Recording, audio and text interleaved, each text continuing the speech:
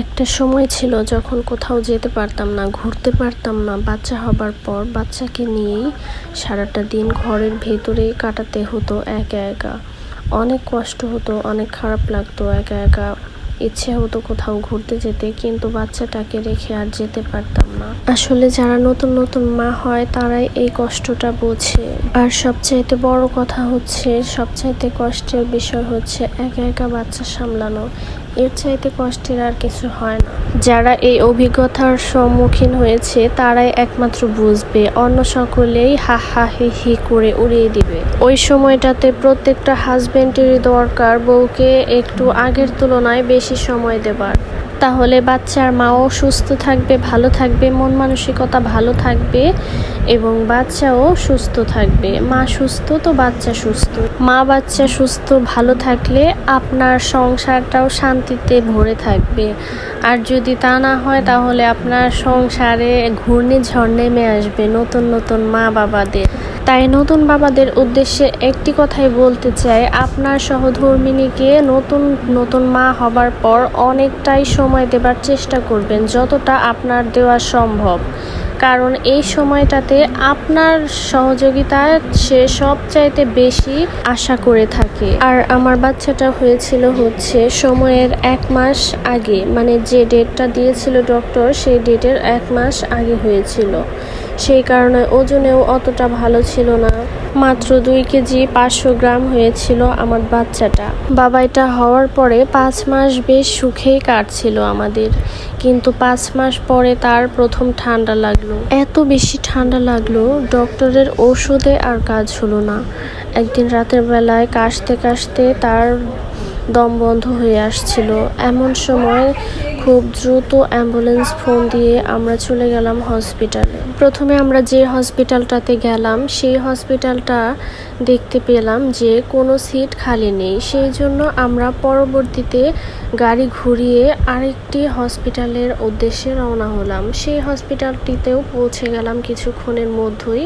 সেই হসপিটালটাতেও একই অবস্থা, কোনো সিট খালি নেই। আসলে সেই সময়টাতে অসুস্থ বাচ্চার সংখ্যা অনেকটাই বেশি ছিল। এমনি হসপিটালে গেলে দেখতে পাই যে অনেক সিট খালি রয়েছে, বাট সেই সময়টাতে অনেক বাচ্চা রোগী অসুস্থ ছিল, যে কারণে বড় বড় দুটো হসপিটাল ঘুরেও আমরা একটা সিটও খালি পেলাম না।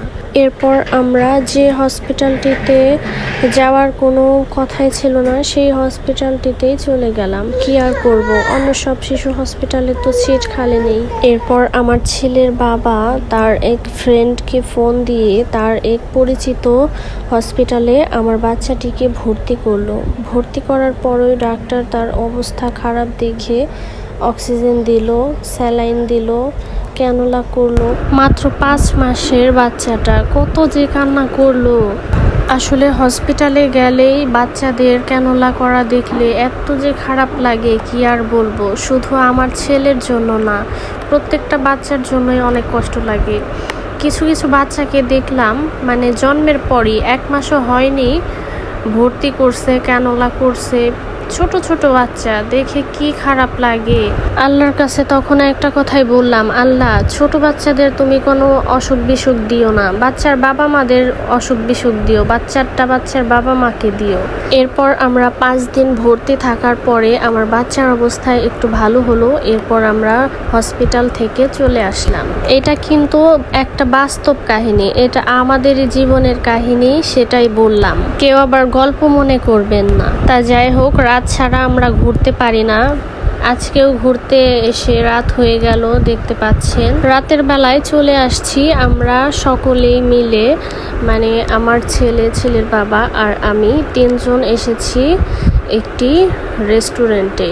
এই রেস্টুরেন্টটা দিনের বেলা হলে আর একটু সুন্দরভাবে দেখাতে পারতাম। রাতের বেলা অতটা আলো ছিল না, তারপরও যতটা সুন্দরভাবে ভিডিও করা সম্ভব আমি করেছি।